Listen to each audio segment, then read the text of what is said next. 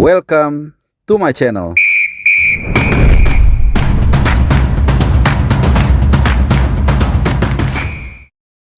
Ya, halo, selamat hari Kamis dan juga selamat datang di channel Bung Harpa. Dan seperti biasa, kita akan update perkembangan tim nasional Garuda. Ini 7 hari persis menjelang pertandingan round 3 kualifikasi Piala Dunia 2026 menghadapi Bahrain dan juga China. Nah, teman-teman, ada 2 topik dari tim nasional kita yang gue akan update, dan juga satu dari calon pemain naturalisasi yang ini lumayan A1 ya. Jadi ada statement resmi dari ya, internal PSSI terkait pemain yang kemungkinan akan dinaturalisasi. Ya, tapi mungkin nanti itu akan gue taruh di bagian belakang. Jadi kita akan update dulu ya 2 perkembangan terakhir dari tim nasional kita, dan dua-duanya kabarnya kurang sedap ya, kurang mengenakan lah, walaupun kita berharap ini tidak mempengaruhi persiapan tim nasional Indonesia dalam menghadapi Bahrain dan China nanti. Nah, yang pertama adalah soal kondisi Martin Paes. Ini ada sedikit kabar yang bikin kita agak keringet dingin karena kembali ada pemain kita mengalami cedera. Martin Paes itu mengalami masalah, ya injury ya di tangan. Walaupun katanya ringan, dikonfirmasi dari klubnya FC Dallas, klub MLS. Dan pagi nih, ini gue rekam sekarang ini jam 10:09 pagi waktu Indonesia Barat. Itu lagi main FC Dallas menghadapi San John Earthquakes ya. Kalau gue salah namanya, sorry, SJ Earthquakes. Ya, bacanya SJ atau San Jose Earthquakes. Nah, kebetulan tadi pas gue mau ngangkat video ini, kemudian ada berita soal Paes, terus gue lihat, gue cek lagi main ya, karena MLS biasanya mainnya jam segini, jam 8, jam 9, jam 10 pagi.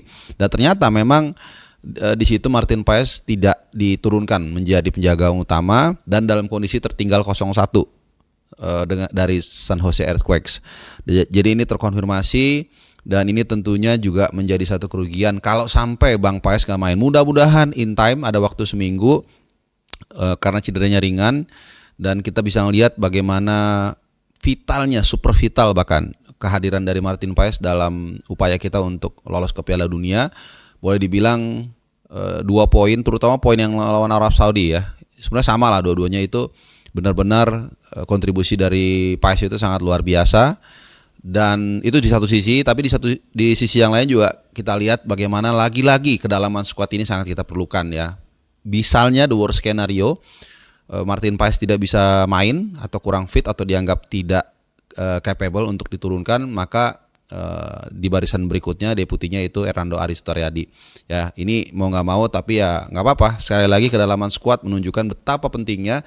Kita tidak pernah tahu, and it happens all the time, cedera, pemain yang nggak perform atau mungkin akumulasi kartu, sehingga cadangannya atau backupnya itu harus juga selalu siap ya, nggak bisa merasa berkecil hati karena nggak pernah tahu suatu saat diperlukan, dan itu akan menjadi jalan juga bagi pemain tersebut untuk bounce back karirnya dan juga menolong tim nasional kita untuk bisa melaju sejauh mungkin ya di round 3 kali ini.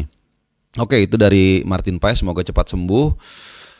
Dan yang kedua adalah soal Nathan Chow-aon. Dalam beberapa kesempatan gue mengamati, ngelihat memang ada sedikit penurunan permainan dari Nathan Chow-aon. Udah gue sampaikan berkali-kali ke teman-teman, dan kemarin pun ada satu fakta yang juga agak kurang mengenakan mungkin ya, bahasa yang paling pas. Jadi ketika Swansea itu main lawan Bristol Rovers atau Bristol City ya, itu Nathan memang ikut ya away, tapi memang di posisi left back itu pemain utamanya itu, pilihan utamanya adalah Tiemann.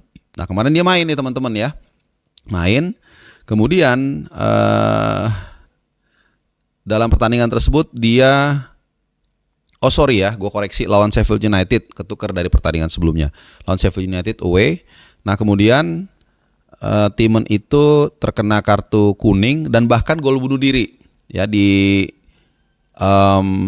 menit ke berapa nih? Dia kena kartu kuning di menit ke 31. Jadi setengah jam permainan Tiemann kena kartu kuning. Kemudian selang akhir babak pertama lah, itu dia bikin own goal. Nah, kemudian gue berpikir, wah ini kesempatan nih. Ya, kartu kuning kan biasanya udah ringkih ya posisi kiri itu. Jadi mungkin diganti, dimasukin Nathan Chow-aon. Ternyata Luke Williams, pelatih dari Swansea itu justru menarik Timon. Memang dia ditarik keluar, tapi digantikan oleh Kyle Naughton. Nah ini artinya kalau gampangnya kita melihat Nathan Chowan ini adalah pilihan ketiga di posisi left back. Jadi ini yang gue bilang agak mengkhawatirkan, doanya jelek.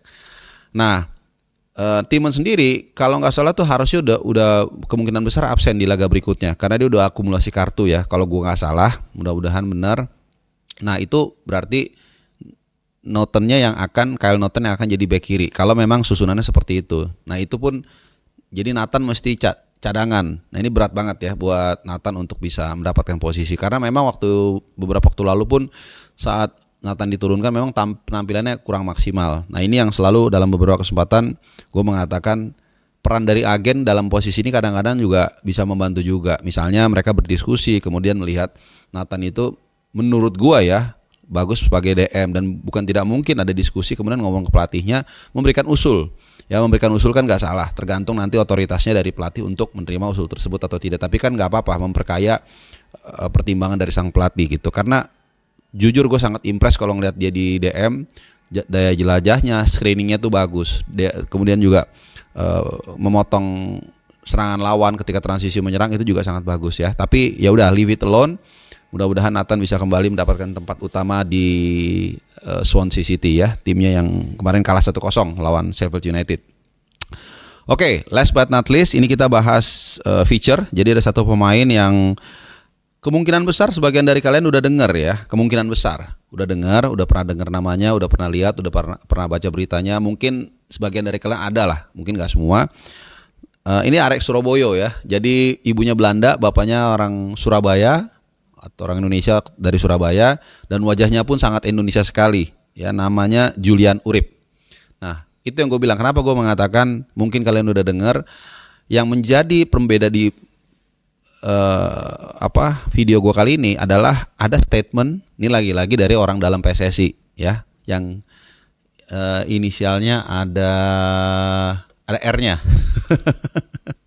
Soalnya kalau kalian gue kasih tahu inisial depannya pasti udah langsung tahu apa sih ini nih. Jadi kalau ada R-nya kan kalian nebak-nebak gitu. Si ini sini rata-rata ada R-nya semua. Tapi ada statement ya. Sekali lagi gue kalau mengatakan seperti ini selalu ada statement ya dan masuk akal. Jadi kalau dia ngomong yang ngaco gue juga kan check and recheck, bener kok aneh gitu. Tapi ini masuk akal.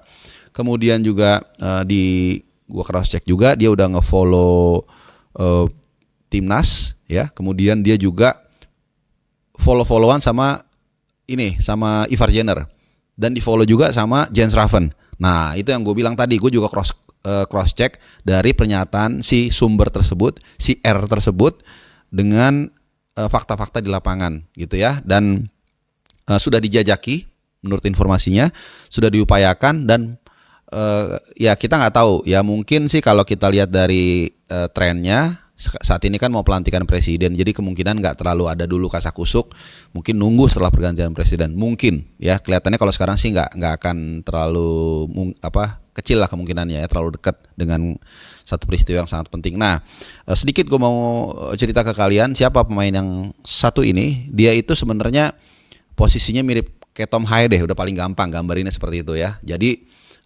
sebenarnya dia gelandang menyerang ya, umpan-umpannya bagus, kombinasi long ball-nya juga oke. Kemudian punya posturnya juga cukup ideal, 179 cm. Kalau nggak salah Tom Haye nggak sampai ya. Jadi tapi mirip-mirip lah, Tom Haye juga gue rasa sekitar segitu. Tapi badannya lebih bebek, lebih bulky. Kemudian juga dia bisa bertahan. Nah ini yang menjadi kelebihan dia. Dia bisa bertahan dan sudah rutin membela tim nasional Belanda kelas usia. Ya terakhir dia membela tim nasional Belanda U17 di Piala Eropa 2023. Cuman memang Belanda nggak berkutik di situ ya, hanya finish di babak grup paling bawah, tapi dia tampil 2 kali sebagai starter teman-teman. Nah ini kemudian di klubnya itu di Young AZ Alkmaar ini memang belum reguler ya. Kalau gampangnya itu dalam 5 laga terakhir itu dia cuma main 2 kali, itu pun dari bangku cadangan. Jadi memang masih katakanlah raw material atau setengah matang lah gitu ya. Nah cuman kalau gue lihat nggak ada salahnya juga kalaupun dia mau dinaturalisasi atau mau jadi warga negara Indonesia bela timnas, kemungkinan besar dia akan membela timnas Indonesia U20 yang nanti akan main di Piala Asia. Menurut gue nih pas. Jadi dimatengin dulu sama Jens Raven. Dan ini juga untuk menambal mungkin ya, kalau misalnya ada hal-hal kemarin seperti Welber Jardim nggak bisa tampil membela Indonesia, tim nasional Indonesia U20, mungkin ya dia bisa mengisi posisi tersebut. Bagus banget perannya, dan itu tadi gue bilang punya kemampuan untuk bertahan juga gitu. Jadi ya kita tunggu aja. Tapi yang jelas udah ada statement dan udah ada proses yang dilakukan, cuman memang harus menunggu ya. Oke, teman-teman semua, itu tadi 3 topik, 2 dari internal tubuh tim nasional senior kita dan 1 feature soal pemain yang sedang dibidik oleh PSSI, yaitu Julian Urip yang berusia, gue lupa ngasih tahu usianya itu dia lahirnya bulan Oktober tahun 2006. Jadi tahun ini usianya genap 18 tahun, masih sangat muda, dan membela Young AZ Alkmaar. Alright teman-teman semua, itu tadi menu makan siang kalian untuk hari ini. Semoga memberikan insight dan tambahan informasi buat kalian. Terima kasih udah nyimak dan sampai jumpa.